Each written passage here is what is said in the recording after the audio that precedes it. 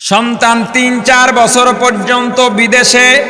সন্তান ডাক দিয়া বলে, মা আমি তোমাদের সঙ্গে ঈদ তো করবই, ঈদের বাজার যা যা লাগে এখান থেকে নেওয়া যায় নিয়ে যাব। মা বাবা অন্যান্য মানুষের সঙ্গে গল্প করে বেড়ায়, আনন্দ উচ্ছ্বাস প্রকাশ করে বেড়ায়, আমার সন্তান আসবে একসঙ্গে ঈদ করব। ২৭ রোজার রাতে সন্তান ফোন দিয়া বলে, বাবা আমি আগামীকাল রওনা দিলে রাত ২টা-৩টায় গিয়া ঢাকায় নামবো, আমি সাহারি তোমাদের সঙ্গেই খাবো। মা বসে আছে, মায়ের সন্তানের বাবাও বসে আছে, সন্তান আসবে। রাত্র ২টা-৩টা হয়ে গেছে, সাহারির সময় হয়ে গেছে, সন্তানের খবর নাই। শেষ টাইমে মা বাবা সাহারি খেয়ে ফজরের নামাজ পড়ে দরজার মধ্যে অপেক্ষা করতেছে, সন্তানের খবর নাই। ৮টা, ৯টা, ১০টা বেজে গেছে, মায়ের মনটা আর ভালো লাগে না। স্বামীকে ডেকে বলে, স্বামীরে আমার সন্তান কই, আমার মনটা ভালো লাগে না, একটা ফোন লাগাও। স্বামী ডাক দিয়া বলে, চিন্তা করো না, ঈদের সময় যানজট থাকতে পারে, চলে আসবে। কিছুক্ষণ পর বাবার মনটাও ভালো লাগে না, বাইরে নেমে পায়চারি করতেছে।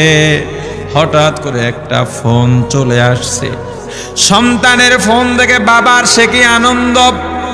ফোন রিসিভ করে যখনই সালাম দিল, অপর প্রান্ত থেকে সালামের উত্তরে সন্তানের কণ্ঠ পাওয়া যায় না। বাবা ডেকে বললেন, বাবা তুমি কে? এটা তো আমার সন্তানের কণ্ঠ নয়, তবে মোবাইলটা আমার সন্তানের। ওপার থেকে ডাক দিয়া বলে, আপনি কি এই লোকে, এই মোবাইলওয়ালার বাবা? বলে, হ্যাঁ। আপনি এখনো বাড়িতে কি করেন? আপনার যেই সন্তান ঢাকা থেকে গাড়ি নিয়া ২৫০০-এর দিকে রওনা দিয়েছিল, ওই গাড়িটা ২৫০০ পৌঁছতে পারে নাই। পথিমধ্যে সংঘর্ষে রাস্তার মধ্যেই অনেকগুলো মানুষ মারা গেছে, অনেক যুবকও তার মধ্যে আছে। রাস্তার পাশে সাদা কাপড় দিয়া ঢাকা। দেখেন আপনার সন্তান এই লাশের মধ্যে আছে কিনা। মোবাইলটা আমি রাস্তার পাশে পড়ে পাইলাম। বাবা পাগলের মতো একটা দৌড় দিছে।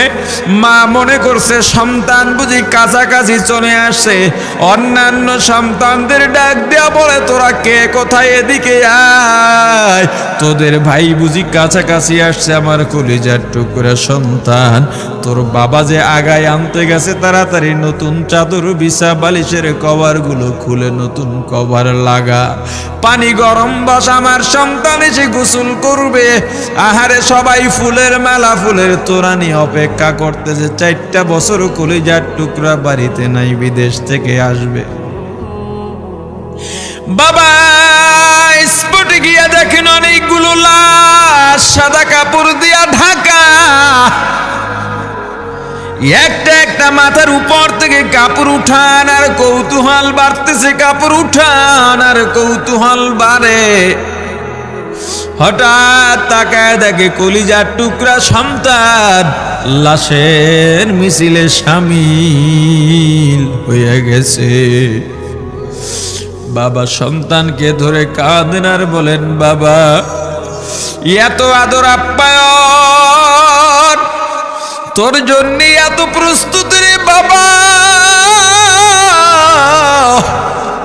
তোর মা তোর পথে বসে আছে রে বাবা, কি জবাব দিব বল? তুই যেদিন রওনা দিয়ে বিদেশ চলে গেলি, তোর মা সারা রাত ঘুমায় নাই, দরজায় গিয়া তোর পথের দিকে তাকা রইছি। কত রাত আমি মা, আমি বাবা দেখলাম তোর মা গভীর রাতে বিছানায় নাই, খুঁজতে খুঁজতে দেখলাম দরজায় গিয়া তোর মা কাঁদে। কত রাত তোর মা তোর জন্যে নামাজ পড়তে পড়তে রাত্রটা নির্ঘুম কাটায় দিছে রে বাবা। কত রাত তোর মা তোর জন্যে দোয়া করতে করতে নির্ঘুম রাত্র কাটায় দিছে। এই ৪ বছরে ৮টা ঈদ, ঈদের সময় আমরা নতুন কাপড় কিনছি, নতুন কাপড় পরছি। তোর মায়ের জন্য আমি নতুন শাড়ি এনে খাটের উপরে রাখলাম। ঈদের নামাজ পড়ে এসে দেখি কাপড়টা খাটের উপরেই আছে, তোর মা প্রথম ঘরেও নাই, মাঝের ঘরেও নাই, পেছনের ঘরেও নাই। খুঁজতে খুঁজতে গিয়া দেখি তোর মা কিচেন রুমে আছে, ওই নাস্তা নাড়াইতেছে, দুধ নাড়তেছে, দুধ উথলাইয়া পুইরা যাইতেছে, খবর নাই। আমি তাকায় দেখলাম তোর মায়ের দুই চক্ষু দিয়া টপ টপ করে পানি পড়তেছে। ডাক দিয়া বললাম, ওরে বিবি, ঈদের দিনে তুমি কেন কাঁদো? তোমার জন্য শাড়ি আনলাম, সেটাও কেন পরলা না? তোর মা জবাব দিয়া বলছি, রে স্বামী গো, আপনারা যখন নামাজের জন্য রওনা দিয়া গেলেন, আমার অমুক সন্তান আপনার সঙ্গে যায় নামাজ দিয়া নতুন পোশাক পরে নামাজে রওনা দিয়েছে, কত সুন্দর লাগছে দেখতে। হঠাৎ করে তাকায় দেখলাম আমার কলিজের একটা মানিক আপনাদের সাথে নাই। আমার মনটার ভালো লাগে না। আমি ফোন দিলাম আমার মানিকের কাছে, ফোন রিসিভ করে বলে, মা নাস্তা বানাইছি, খাইছি, এখনো ছুটিতে আছি, আনন্দ করতেছি, ঘোরাফেরা করতেছি, কিন্তু আমি মায়ের মন। আমি বললাম, বাবা তুই আমাকে পেটে ধরিস নাই, আমি তোকে পেটে ধরছি। আমাকে খুশি রাখার জন্য কত কথাই না বললি, ঈদের টাকা পাঠাইলি, তোর টাকা দিয়া তোর বাবা জামা কিনছে, তোর ভাইরা জামা কাপড় কিনছে, তোর টাকা দিয়ে, পরিশ্রমের টাকা দিয়ে আমার শাড়ি কিনছে, গহনা কিনছে, কিন্তু তোর পাশে আমি হাতুড়ের বাড়ির শব্দ কেন পাই? আমার সন্তান বলতে চায় না, পরে বলে, মাগো কাজ করতে আসছি, টাকা নিয়ে কাজ করি, ঈদের দিনেও আমাদের ছুটি দেয় না। ওরে স্বামী বলেন, ঈদের দিনেও যেই সন্তান কাজ করে, এই শ্রমের টাকার শাড়ি আমি মা কেমনে পরব রে? ওরে বাবা, আজকে তুই আসবি, খবর শুনে তোর মা এক সপ্তাহ আগের থেকে ঘুমায় না, তোর জন্য কত রঙের পিঠা বানাইছি, তোর জন্য কত আয়োজন, আমি তোর মাকে কি বলবো বাবা বল? বাবা সন্তানের লাশ অ্যাম্বুলেন্সে উঠে বাড়ির দিকে রওনা দিছে। আহারে বাড়ির কাছাকাছি আসছে, এদিকে মা দরজায় গিয়ে অপেক্ষা করতেছে, গাছের আড়াল দিয়া পথের দিকে তাকায় আছেন। দেখেন একটা গাড়ি আসতেছে, মায়ের সে কি আনন্দ, বাড়ির মধ্যে দৌড় দিছে, তোরা কই, তাড়াতাড়ি আয়, ফুলের মালাগুলা নিয়ে আয়, গাড়ি এসে পড়ছে। বাড়ির দরজা দিয়ে যখন অ্যাম্বুলেন্সের হরেন দিয়া ঢুকতেছে, হুইসেল দিয়া ঢুকতেছে, মা একটা চিৎকার দিছে, ওরে এই মরণ গাড়ি আমার বাড়ি কেন, কার কপাল পুরুষে?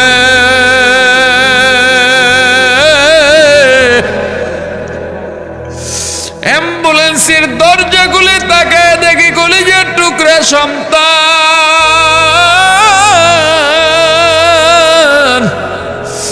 এমন ঘুমাইছে, আর জীবনেও উঠবে না। মা কাঁদেন আর বলেন, ওরে বাবা, এটা তোর বিছানা নয়, নতুন চাদর বিছাইছি।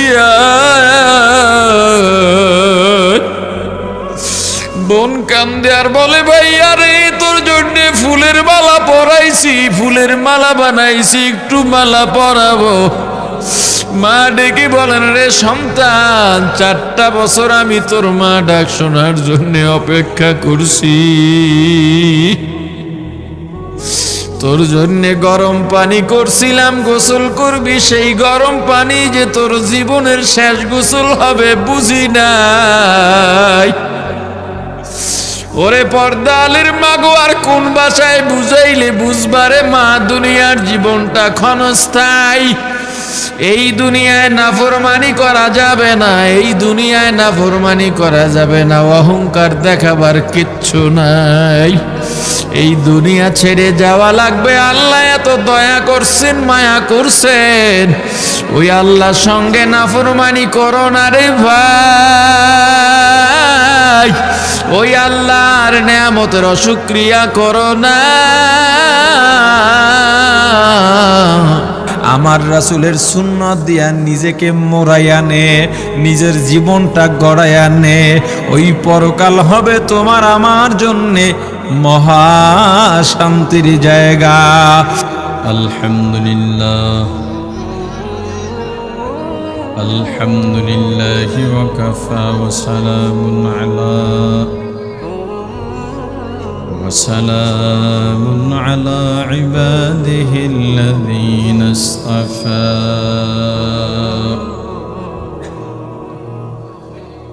أما بعد فأعوذ بالله من الشيطان الرجيم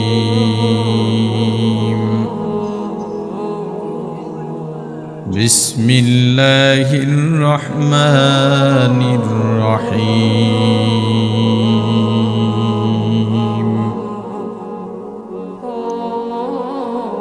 كيف تكفرون بالله وكنتم أمواتا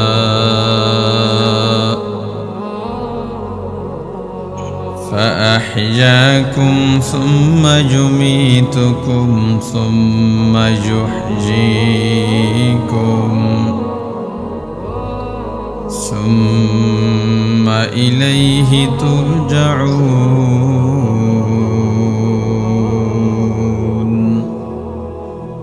صدق الله العظيم درود شريف پوری اللهم صل على محمد وعلى آل محمد كما صليت على إبراهيم وعلى آل إبراهيم إنك حميد مجيد সবাই পড়ি اللهم بارك على محمد وعلى آل محمد كما باركت على إبراهيم وعلى آل إبراهيم إنك حميد مجيد يا حي يا قيوم برحمتك استغيث أصلح لي شأني كله ولا تكلني إلى نفسي طرفة عين يوم لا ينفع مال ولا بنون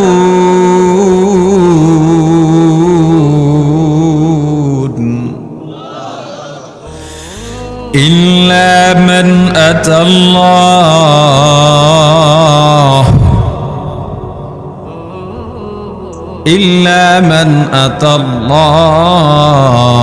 بقلب سليم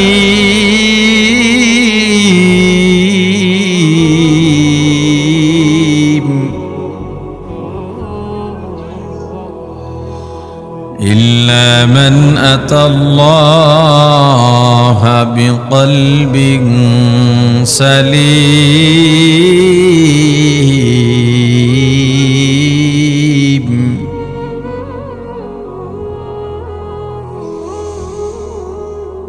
يوم لا ينفع مال ولا بنون إلا من أتى الله بقلب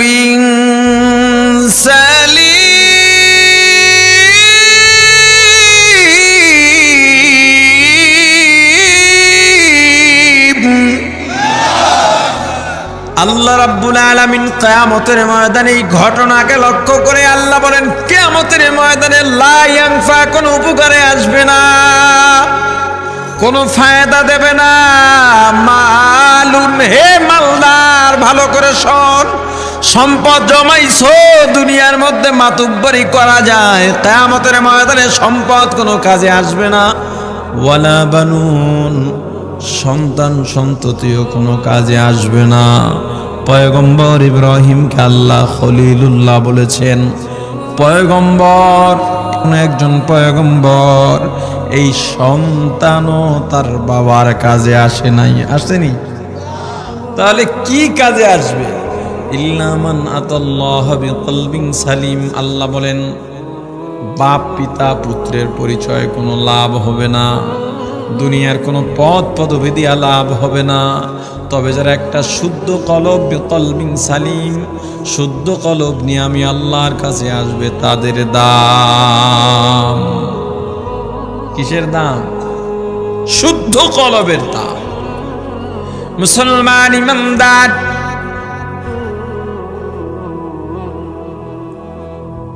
আল্লাহ রাব্বুল আলামিন ডাক দিয়া বলেন, বান্দা আমি আল্লাহ অবকাঠামোগত দিক দিয়া সবচেয়ে সুন্দর করে মানুষ বানাইছি। শুধু সুন্দর নয়, ওয়ালাকাদ কাররামনা বানি আদম, বনি আদমকে আমি আল্লাহ অতি সম্মানী করে পাঠাইছি। কতটা সম্মান এবার আবার বলেন।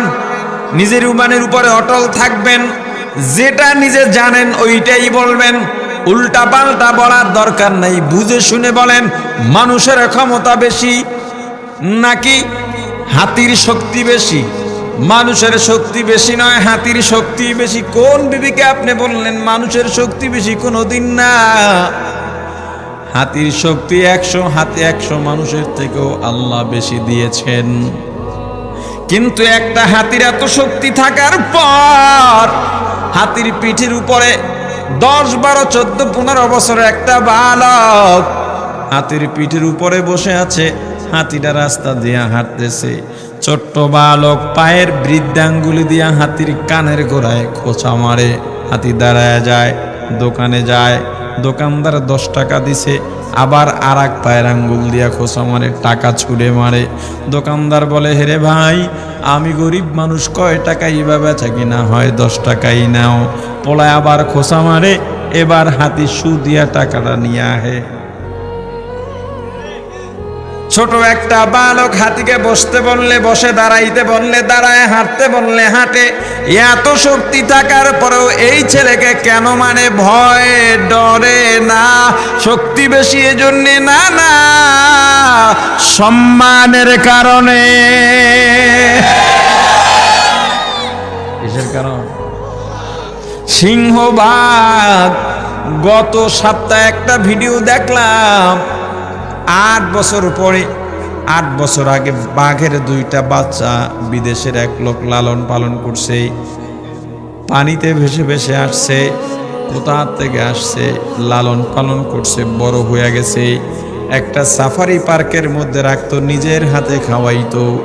এরপরে একটা কাজে 8 বছরের জন্য দূরে চলে গিয়েছে। 8 বছর পরে ওই লোকটা আবার আসছে। বাঘ 2টা দেখে সঙ্গে সঙ্গে লাফাইতে লাফাইতে এসে মালিকের গলা জড়ায়া ধরছে। বাঘে মানুষ পাইলে খায়? হ্যাঁ, খায় না, কিন্তু এরে খায় নাই। কিসের কারণে? মানুষের সম্মান। মুসলমান, একটা গরুর শক্তি তোমার আমার চাইতে অনেক বেশি। কোরবানির বাজারে যাও, কত বড় বড় উঁচা উঁচা গরু, কিন্তু মানুষ সামনে গেলে গুতা মাইরা উড়াইয়া দিতে পারে, কিচ্ছু বলে না। আমার নিজের বড় জাতের গরুর ফার্ম আছে, আমি ভালো করে উপলব্ধি করতে পারি। 4-5 জন মিলে একটা গরু যখন গোয়াল ঘর থেকে ছেড়ে বীজ দেওয়ার জন্য অথবা ইনজেকশন দেওয়ার জন্য বাইরে খাঁচার মধ্যে আনা হয়, অনেক কষ্টে আনতে হয়, অনেক কষ্টে আবার ঢুকাইতে হয়। এত শক্তি এই গরু যদি টান মারে, 2 দিক দিয়ে 50 জন ধরবে, টেনে নিয়ে যাবে, গায়ে বাজবে না, এত শক্তি গরুর গায়ে। এরপরও গরুটা ছোট ছোট কয়েকটা রাখাল নিয়মিত ধোয়ায়, নিয়মিত খাবার দেয়, নিয়মিত গরু দোয়ায়, দুধ দহন করে, একটা বার গুতাও মারে না, লাত্তিও মারে না, যা বলে তাই শোনে। কি মানুষের শক্তি বেশি এজন্যে? সম্মানের কারণে আল্লাহ বলেন, বান্দা মানুষ চিনে আসছে, আমরা কারা আমাদের পরিচয় দিচ্ছি। শুধুমাত্র সুন্দর সূরত আর সম্মানের দিক থেকেই নয়, আমি আল্লাহ মানুষকে পরিপূর্ণ একটা জীবন দিয়েছি। এত সুন্দর পরিপূর্ণ জীবন আমি আল্লাহর কাউকে দিই নাই। এত সুন্দর পরিপূর্ণ জীবন, পরিপূর্ণ জীবনের ব্যাখ্যা কি? পাখির বাসা থাকে গাছের মাথায়, ঝড় এলে পড়ে যায়, বৃষ্টি এলে ভিজে যায়। কিন্তু আমি আল্লাহ মানুষকে তো সুন্দর বাসস্থানের ব্যবস্থা করলাম, ঝড় বৃষ্টিতেও সমস্যা নাই, রোদেও সমস্যা নাই, শীতেও সমস্যা নাই। গরুর পেট থেকে যেই বাছুরটা বের হয়, বাছুরটা যদি ষাঁড় বাছুর হয়, ওই ষাঁড় বাছুরটা বড় হইয়া আবার মায়ের পিঠের উপরে ওঠে। আবার যেই ষাঁড় দিয়া বীজ দেওয়ানো হয়, বাছুরটা যদি বকনা বাছুর হয়, বাছুর বড় হলে ওই বাবাই আবার মেয়ের পিঠের উপরে ওঠে। কিন্তু মানুষ, আমি আল্লাহ তোমাদেরকে এত সুন্দর ব্যবস্থাপনা দিয়েছি, তুমি বিয়ে করার পর ওই মেয়েটার জন্যে আমি আল্লাহ পৃথিবীর সব পুরুষকে হারাম ঘোষণা করে দিই। বান্দারে, দুনিয়ার কারো জবানে আমি আল্লাহ অনুভূতি প্রকাশ করার মতো ভাষা দিই নাই, তোমার জবানে আমি আল্লাহ ভাষা দিলাম অনুভূতি প্রকাশ করার জন্যে। ঘন্টার পর ঘন্টা কথা বলো, অনুভূতি শেষ হয় না। মরণের আগ পর্যন্ত কথা বলো, কথাও ফুরায় না। কিন্তু দুইটা গরুকে কোনোদিন দেখছেন ঘন্টার পর ঘন্টা বসে কথা বলতে?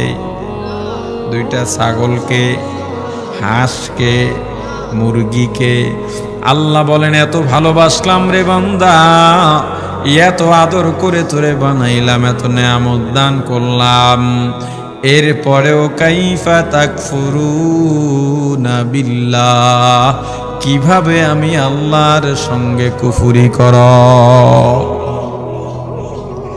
অথচ তোমার কোনো নাম নিশানা ছিল না, অস্তিত্ব ছিল না। ফাহিয়াকুম, অতঃপর আমি আল্লাহ তোমাকে জীবন দিলাম। জীবনে যেখানে যা দরকার, 10 পদ দরকার, আমি আল্লাহ 1000 কোটি পদ তোমাকে দিয়া দিছি। এরপরেও কাইফা তাকফুরুনা বিল্লাহ, নাম নিশানা নাহি ছিল,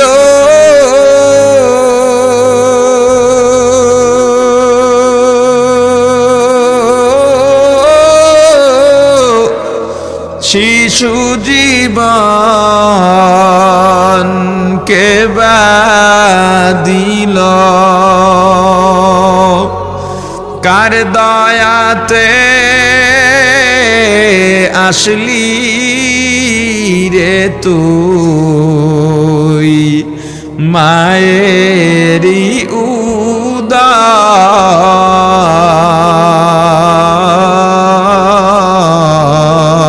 উদার, না মানলি ফরমান রে তুই, না মানলি কুরআন। শিশু ছিলি, জাওয়ান হইলি,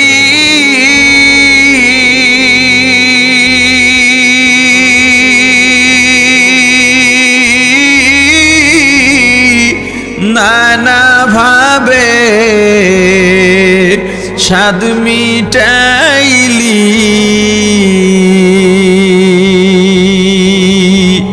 আল্লাহ রাসূল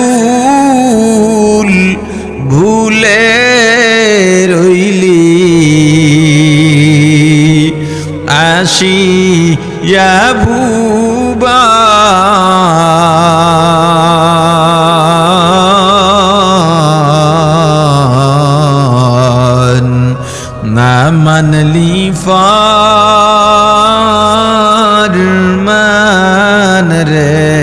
তুই না মানলি কুরআন। যতই কর বাহাদুরি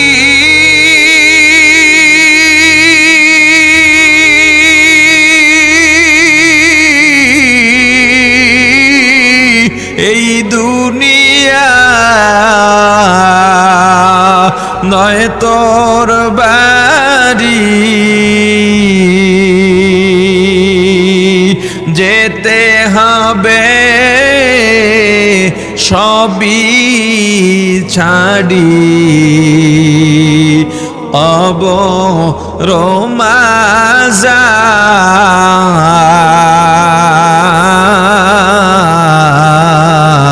মাজার না মানলি ফার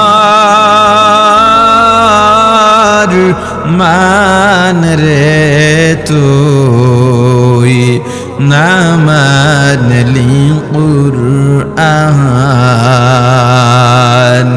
তওবা করো আল্লাহর কাছে,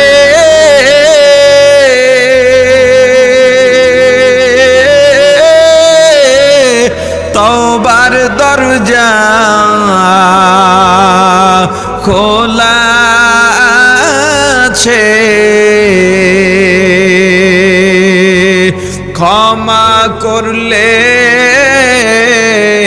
করতে পারেন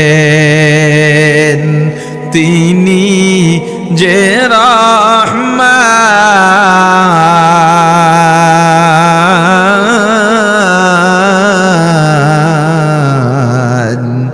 না মানলি ফার মান রে তুই না মানলি কুরআন।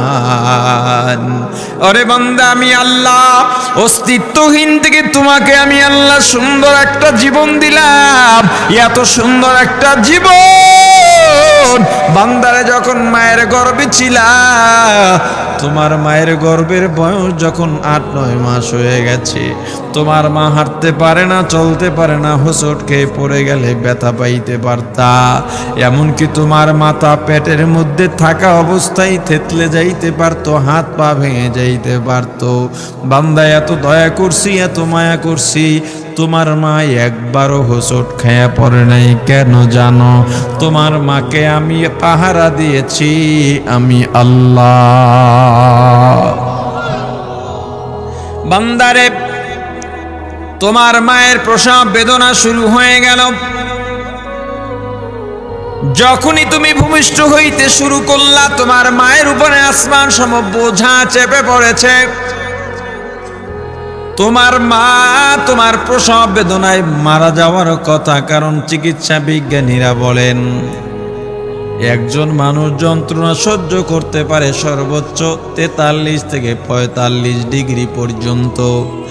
এর থেকে 1-2 ডিগ্রি যন্ত্রণা বেশি হলে মানুষটা হার্ট অ্যাটাক করে মারা যায়, আর সইতে পারে না।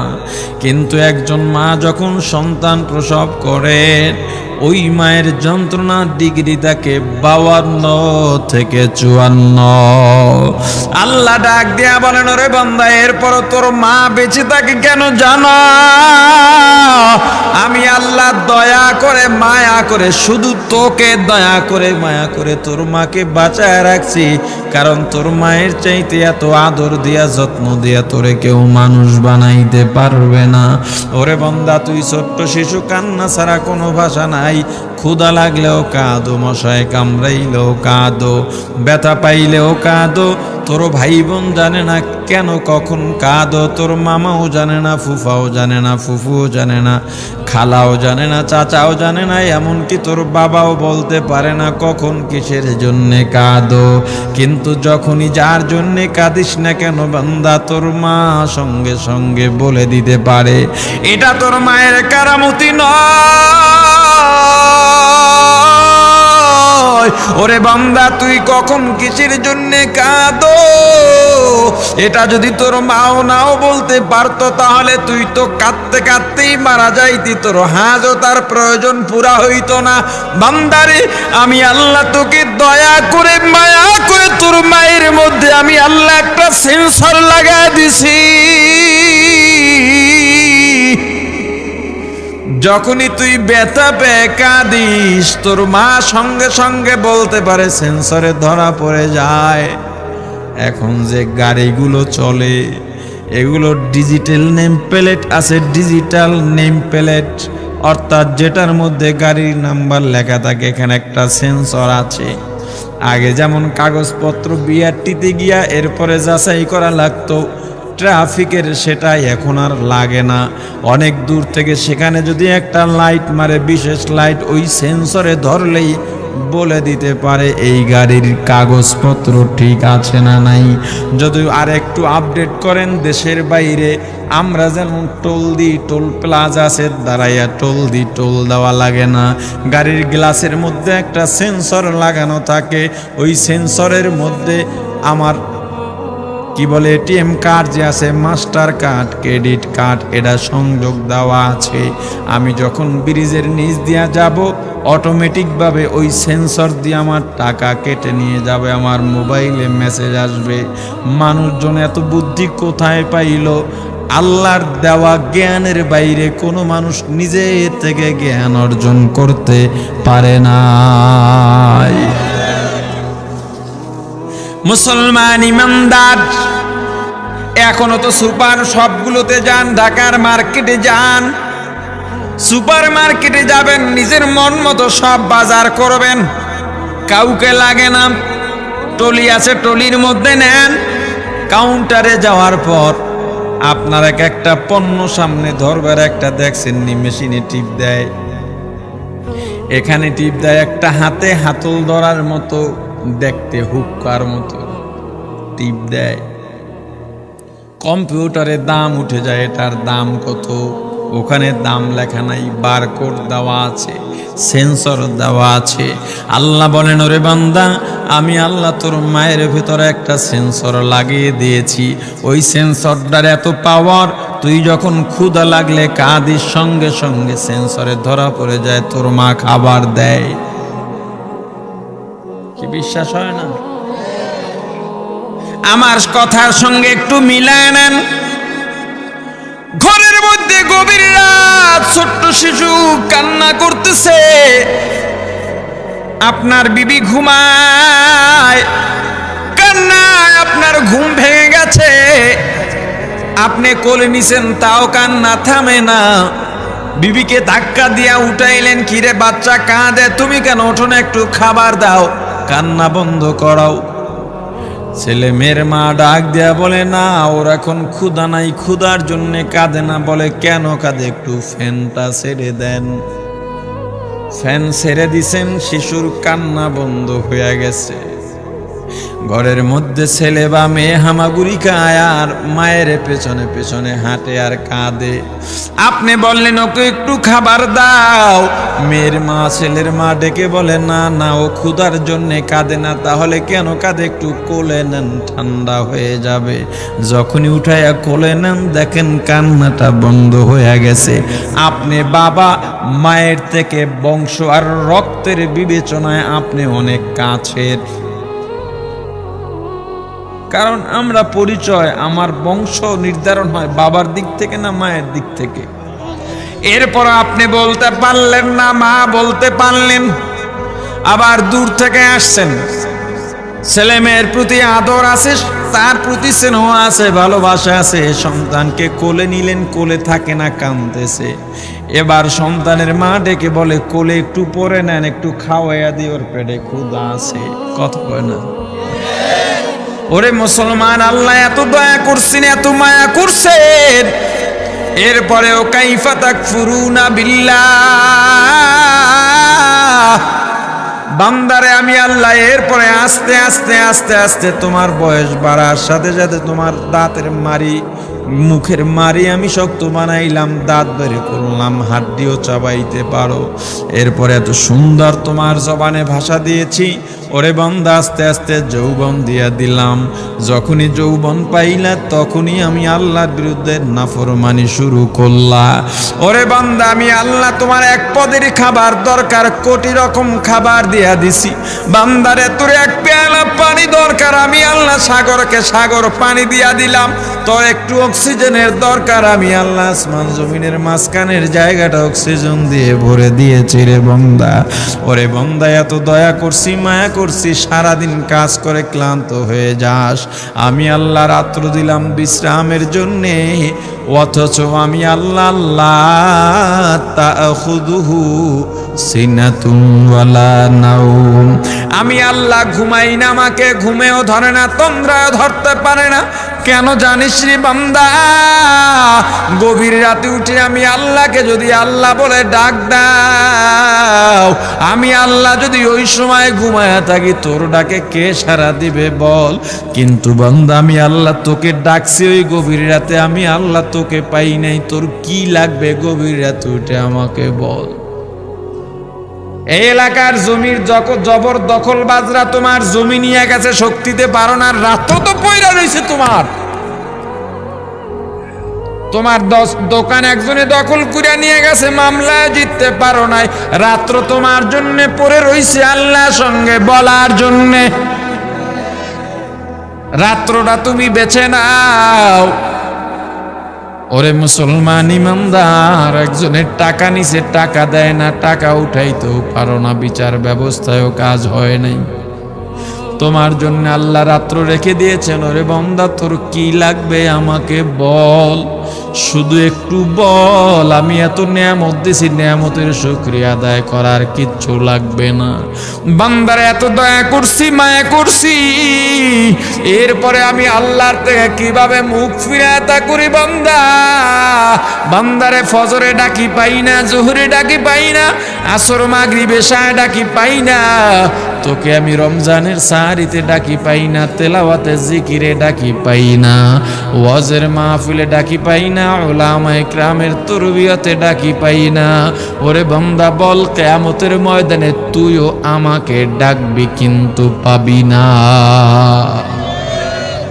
কিয়ামতের ময়দানে এই দুনিয়ায় যারা আল্লাহ থেকে গাফেল, যারা উদাসীন, কিয়ামতের ময়দানে জাহান্নামে পড়ে আজকে দুনিয়াতে একবার যদি আল্লাহকে ডাক দেওয়া হয়, আল্লাহ একটা ডাকের জবাবে 100 বার মতান্তরে 10 বার জবাব দিয়া দেন।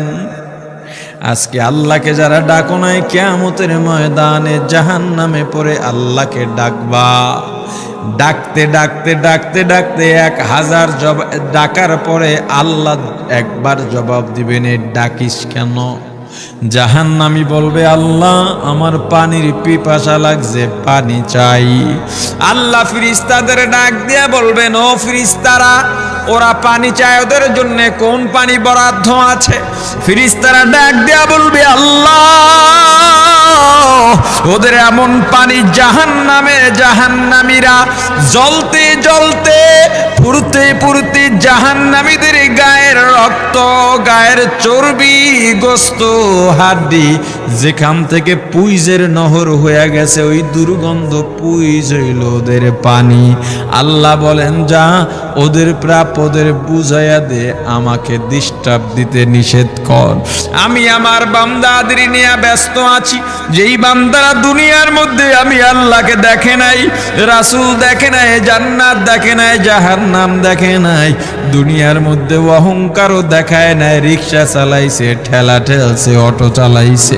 হে গরিবের দল, এই ময়দানের মধ্যে যত মানুষ আছেন রে বাবা, বেশিরভাগ গরিব মানুষ, বড় লোকরা ওয়াজে কম আসে, তারা ওয়াজের ময়দানে কম বসে, যদিও আসে স্টেজে একটু বৈশা সাইকুম দিয়া চলে যায়, এরপর আর থাকে না।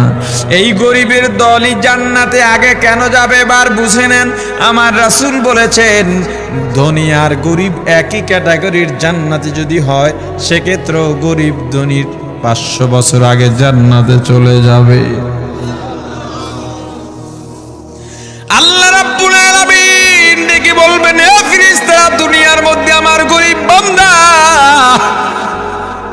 রিক্সা চালাইছি, হাত দিয়া প্যাডেল মারতে হয়, হাত দিয়া হ্যান্ডেল ধরতে হয়, পা দিয়া প্যাডেল মারতে হয়, জবানটা কোনো কাজে লাগে নাই। তখন জবানের মধ্যে ছিল আল্লাহ আল্লাহ আল্লাহ আল্লাহ আল্লাহ আল্লাহ আল্লাহ আল্লাহ। আমার বান্দার জবান থেকে লা ইলাহা ইল্লাল্লাহর জিকির ছোটে নাই, আল্লাহ জিকির ছোটে নাই, আল্লাহু আকবার জিকির ছোটে নাই। ওরে ফেরেশতারা, আমার বান্দা যখনই আজানের আওয়াজ পাইছে, রিকশার চাকায় তালা লাগাইয়া মসজিদের মধ্যে চলে গেছে। আমার বান্দা নরসিংদী, মাধবদী, এই শেখদী এলাকায় যত গার্মেন্টস আছে, বড় বড় কাপড়ের কারখানা আছে, ওখানে কাজ করে।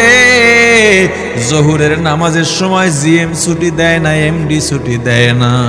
মনের কষ্ট নিয়ে এক কোনায় দাঁড়াইয়া শুধু ফরজ 4 রাকাত পইরা কাজের মধ্যে লাগে গেছে সারাদিন, মনটাও ভালো না। রাত্র যখন গভীর হইয়া গেছে, সবাই যখন ঘুমায়, আমার গরিব বান্দা সুন্দরভাবে ওযু বানাইয়া যায় নামাজ বিছাইয়া নামাজের দাঁড়াইয়া চোখের পানি ছেড়ে কেঁদেছিল আর বলেছিল, আমার আল্লাহ আল্লাহ, আমি গরিব মানুষ, ওই গার্মেন্টসে কাজ করা ছাড়া উপায় নাই, অন্য কোনো কাজও পাই না, জানিও না, বুঝিও না। আমার রিজিকেরও দরকার, আমি সুন্নত পড়তে পারি নাই, আমাকে আপনি মাফ করে দেন, ক্ষমা করে দেন। সারাটা রাত কেঁদে কেঁদে যায় নামাজ ভিজায়া ফলাইছে। সারা দুনিয়ার মানুষ কত তিরস্কার করছে, তবু টুপি ছাড়ে নাই। বহু রিক্সাওয়ালা, ভ্যানওয়ালা, ঠেলাওয়ালা মাথায় পাগড়ি বেঁধে রিক্সা চালায়, আসে না নাই? বহু দোকানদার আছে, যখন মসজিদের মধ্যে আজান হয়, দোকানের সামনে লিখে একটা কাপড় টানা দেয়, এখন নামাজের সময় আছে না নাই? ওরে দোকানদার, তুমি কেন পারবা না? হে রিক্সাওয়ালা, তুমি কেন পারবা না? বহু প্রশাসনের সদস্য আছে, পুলিশ, র্যাব, সেনাবাহিনীর সদস্য আছে, দেখলে মনে হয় মাওলানা মুফতি আছে না নাই? যদি তোমার বিশ্বাস না হয়, টঙ্গী ইজতেমায় যাইবা, চরমনার মাহফিলে যাইবা, একটু ঘুরবা, আর 2-1 পরিচিতের কাছে বলবা, এমন লোকও নাকি আছে প্রশাসনের ঊর্ধ্বতন কর্মকর্তা, কিন্তু এখানে এসে একটা সাধারণ মানুষের মতো পড়ে থাকে আল্লাহকে পাওয়ার জন্যে। একটু খুঁজে দেখবা, দেখলেই পেয়ে যাবা। কত মানুষ আছে কল্পনাও করা যায় না, সচিব পর্যায়ের মানুষ কেউ চিনে না। সেদিন আমার অফিসে একজন সচিবালয়ের একজন চাকরি, কি বল, অর্থ মন্ত্রণালয়ের বড় ঊর্ধ্বতন একজন কর্মকর্তা কখনোই পরিচয় দিতে নিষেধ করেছেন, এজন্য পরিচয় দিই না। উনি দেখা করার জন্য আসছেন। আমি প্রথমে মনে করেছি কোনো মাদ্রাসার হুজুর হবেন। 24 ঘন্টা পাগড়ি বাঁধা থাকে, সরকারিভাবে ওনার টোল মাফ, ওই টোলের টাকাগুলো ওনাকে পরবর্তীতে দেওয়া হয় ভাতা হিসেবে, এটা উনি নেন না। জনগণের হক। সরকারি গাড়িও ব্যবহার করেন না, একটা কম দামি মোটর সাইকেল কিনে নিয়েছেন। এজন্য তার মাও বেজার, তার বাবাও বেজার, কারণ তার ক্যাটাগরির চাকরিজীবীরা বিল্ডিং, অট্টালিকা বানাইছে, তার এখনো কিছুই নাই। আল্লাহকে চেনো, তবেই তুমি কামিয়াব। আর কোথাও কামিয়াবি নাই। টাকার মধ্যে কামিয়াবি নাই, ইলমের মধ্যে কামিয়াবি নাই, বড় মুফতি হওয়ার মধ্যে কামিয়াবি নাই, এমপি মন্ত্রী হওয়ার মধ্যে কামিয়াবি নাই, ধনী হওয়ার মধ্যে কামিয়াবি নাই, সুন্দর হওয়ার মধ্যে কামিয়াবি নাই, ইঞ্জিনিয়ারিং হওয়ার মধ্যে কামিয়াবি নাই, ডাক্তার হওয়ার মধ্যে কামিয়াবি নাই। কামিয়াবি একমাত্র দ্বীনের মধ্যে, কামিয়াবি একমাত্র আল্লাহর গোলামির মধ্যে। এর মানে কি তুমি ডাক্তার হইবা না? না হও, তবে আল্লাহর গোলামি ছাড়বো না। তুমি ইঞ্জিনিয়ার হতেও বাধা নাই, তবে আল্লাহর গোলামি ছাড়া যাবে না। তুমি এমপি মন্ত্রী হতেও বাধা নাই, তবে আল্লাহর গোলামি ছাড়া যাবে না। বড় মাওলানা সাহেব, বড় পীর সাহেব, বড় মুফতি সাহেব পরিচয়ের আগের পরিচয় হলো আমি আপনি গোলাম। কার গোলাম? জোরে জোরে। মুসলমান ইমানদার, এই যে আল্লাহ দুনিয়াতে পাঠাইলেন, এই দুনিয়াটাই শেষ নয়, মনে রাখবা। সুম্মা ইউমিতুকুম, আবার মরা লাগবে। মরা লাগবে কিনা? এই মরাটাও শেষ নয়। সুম্মা ইউহয়িকুম, আবার জীবিত করা হবে, জীবিতটাও শেষ নয়। সুম্মা ইলাইহি তুরজাউন, আল্লাহর কাঠগড়ায় ফিরে যাওয়া লাগবে। মরার চিন্তা অন্তরে যদি থাকে আল্লাহর গোলাম, তাহলে আর কুফরি করতে পারো না, নাফরমানি করতে পারো না। আল্লাহর নিয়ামতের অশুকরিয়া করা যায় না। ওরে ২৫০০০-এর আল্লাহর গোলাম, এ যুবক, কোন দিন জানি তুমি মারা যাও তুমিও জানি না, জানো না। আমি কোন দিন মারা যাব আমিও জানি না। তোমার আমার মতো কত যুবক মোটর সাইকেল নিয়ে বের হয়, কল্পনাও করেন এখানে মারা যাবে, মারা যায়। আহারে কত মানুষ মারা গেল, খবর শোনার পর কি বলে, আরে কালকে রাত্রেই তো একই দোকানে বসে চা খাইলাম, আজকে চলে গেল। তোমার আমার ব্যাপারেও এমন বলার মানুষের অভাব থাকবে না। মুসলমান ইমানদার, যেদিন মারা যাব, কুল্লু নাফসিন যায়িকাতুল মাউত, প্রত্যেক মুসলমান, প্রত্যেক প্রাণীকে মৃত্যুর স্বাদ গ্রহণ করা লাগবে। দেখো না, বিদেশ থেকে লাশ আসে, গত ১ মাস বা ১.৫ মাস, সর্বোচ্চ ২ মাস আগে ২ ভাই দ্বন্দ্ব করে একজন খুন হয়ে গেল। মা এয়ারপোর্টে গিয়া কাঁদে আর বলে, আমার এক ছেলে খুন হয়ে গেছে, এখন আর এক ছেলে জেলে যাক, ফাঁসি হোক, তা চাই না, আমার ছেলেটাকে ফেরত চাই। ওরে মুসলমান ইমানদার, কামাই করার জন্যে দুনিয়া চিনলাম, অথচ যখন মারা যাব দুনিয়ার কেউ ফিরাইয়া রাখতে পারবে না। সন্তান ৩-৪ বছর পর্যন্ত বিদেশে, মা পথের দিকে তাকায় থাকেন, বাবাও পথের দিকে খুশি। সন্তান ডাক দেয়া বলে, মা আমি তোমাদের সঙ্গে ঈদ তো করবই, ঈদের বাজার যা যা লাগে এখান থেকে নেওয়া যায় নিয়ে যাব। মা বাবা অন্যান্য মানুষের সঙ্গে গল্প করে বেড়ায়, আনন্দ উচ্ছ্বাস প্রকাশ করে বেড়ায়, আমার সন্তান আসবে, একসঙ্গে ঈদ করব।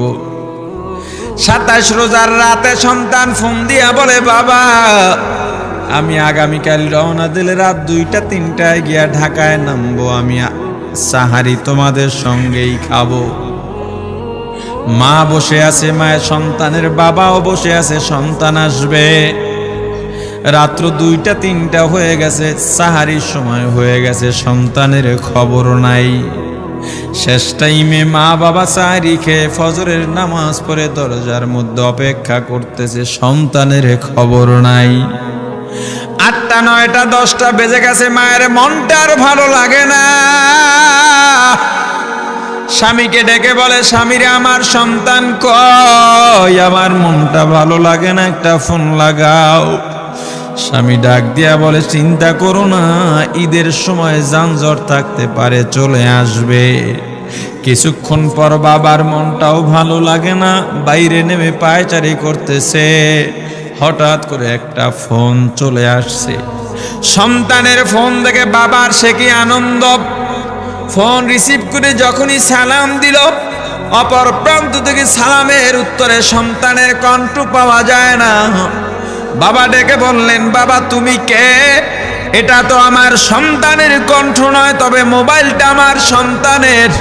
ওপার থেকে ডাক দিয়ে বলে, আপনি কি এই লোকে, এই মোবাইলওয়ালার বাবা? বলে, হ্যাঁ। আপনি এখনো বাড়িতে কি করেন? আপনার যেই সন্তান ঢাকা থেকে গাড়ি নিয়া 2,500-এর দিকে রওনা দিয়েছিল, ওই গাড়িটা 2,500 পৌঁছতে পারে নাই। পথিমধ্যে সংঘর্ষে রাস্তার মধ্যেই অনেকগুলো মানুষ মারা গেছে, অনেক যুবকও তার মধ্যে আছে, রাস্তার পাশে সাদা কাপড় দিয়া ঢাকা। দেখেন আপনার সন্তান এই লাশের মধ্যে আছে কিনা। মোবাইলটা আমি রাস্তার পাশে পড়ে পাইলাম। বাবা পাগলের মতো একটা দৌড় দিছে, মা মনে করছে সন্তান বুঝি কাছাকাছি চলে আসছে।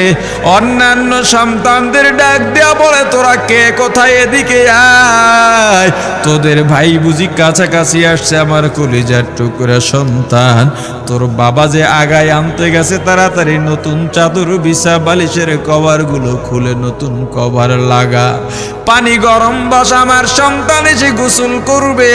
আহারে সবাই ফুলের মালা, ফুলের তোড়া নিয়ে অপেক্ষা করতেছে। 4টা বছর কলিজার টুকরা বাড়িতে নাই, বিদেশ থেকে আসবে। বাবা স্পটে গিয়া দেখেন অনেকগুলো লাশ সাদা কাপড় দিয়া ঢাকা। একটা একটা মাথার উপর থেকে কাপড় উঠান আর কৌতূহল বাড়তেছে, কাপড় উঠান আর কৌতূহল বাড়ে।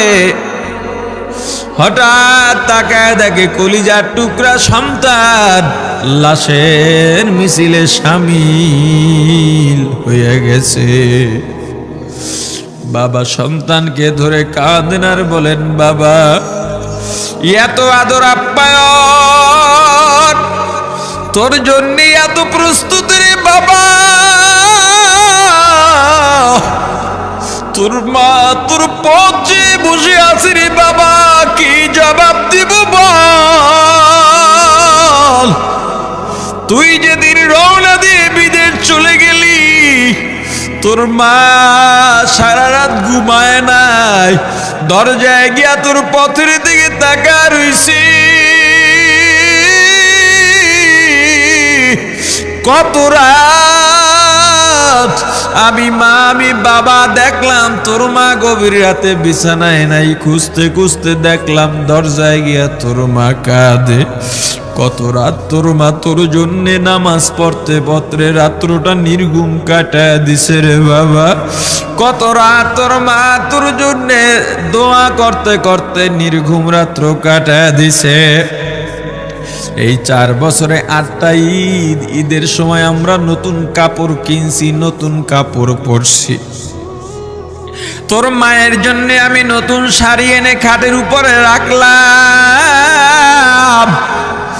ঈদের নামাজ পড়ে এসে দেখি কাপড়টা খাটের উপরেই আছে, তোর মা প্রথম ঘরেও নাই, মাঝের ঘরেও নাই, পেছনের ঘরেও নাই। খুঁজতে খুঁজতে গিয়া দেখি তোর মা কিচেন রুমে আছে, ওই নাস্তা নাড়াইতেছে, দুধ নাড়তেছে, দুধ উথলাইয়া পুরা যাইতেছে, খবর নাই। আমি তাকায় দেখলাম তোর মায়ের 2 চক্ষু দিয়া টপ টপ করে পানি পড়তেছে। ডাক দিয়া বললাম, ওরে বিবি, ঈদের দিনে তুমি কেন কাঁদো? তোমার জন্য শাড়ি আনলাম, সেটাও কেন পরলা না? তোর মা জবাব দিয়া বলছি, রে স্বামী গো, আপনারা যখন নামাজের জন্য রওনা দিয়া গেলেন, আমার অমুক সন্তান আপনার সঙ্গে যায় নামাজ দিয়া নতুন পোশাক পরে নামাজে রওনা দিয়েছে, কত সুন্দর লাগছে দেখতে। হঠাৎ করে তাকায় দেখলাম আমার কলিজের একটা মানিক আপনাদের সাথে নাই। আমার মনটার ভালো লাগে নাই। আমি ফোন দিলাম আমার মানিকের কাছে, ফোন রিসিভ করে বলে, মা নাস্তা বানাইছি, খাইছি, এখনো ছুটিতে আছি, আনন্দ করতেছি, ঘোরাফেরা করতেছি, কিন্তু আমি মায়ের মন। আমি বললাম, বাবা তুই আমাকে পেটে ধরিস নাই, আমি তোকে পেটে ধরছি। আমাকে খুশি রাখার জন্য কত কথাই না বললি, ঈদের টাকা পাঠাইলি, তোর টাকা দিয়া তোর বাবা জামা কিনছে, তোর ভাইরা জামা কাপড় কিনছে, তোর টাকা দিয়ে পরিশ্রমের টাকা দিয়ে আমার শাড়ি কিনছে, গহনা কিনছে, কিন্তু তোর পাশে আমি হাতুড়ের বাড়ির শব্দ কেন পাই? আমার সন্তান বলতে চায় না, পরে বলে মাগো কাজ করতে আসছি, টাকা নিয়ে কাজ করি, ঈদের দিনেও আমাদের ছুটি দেয় না। ওরে স্বামী বলেন,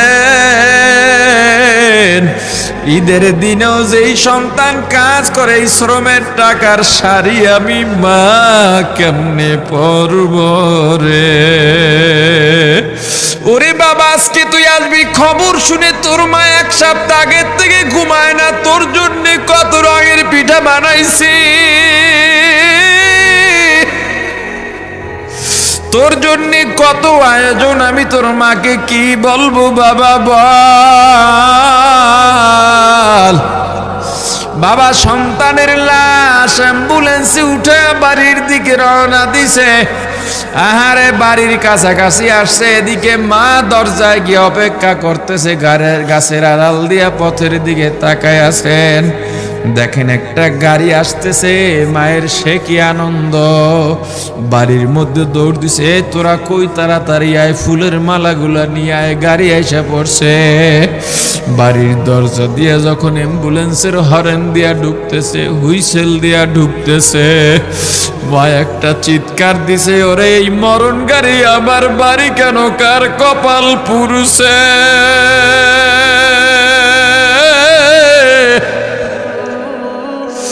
অ্যাম্বুলেন্সের দরজা খুলে তাকায় দেখি কলিজার টুকরা সন্তান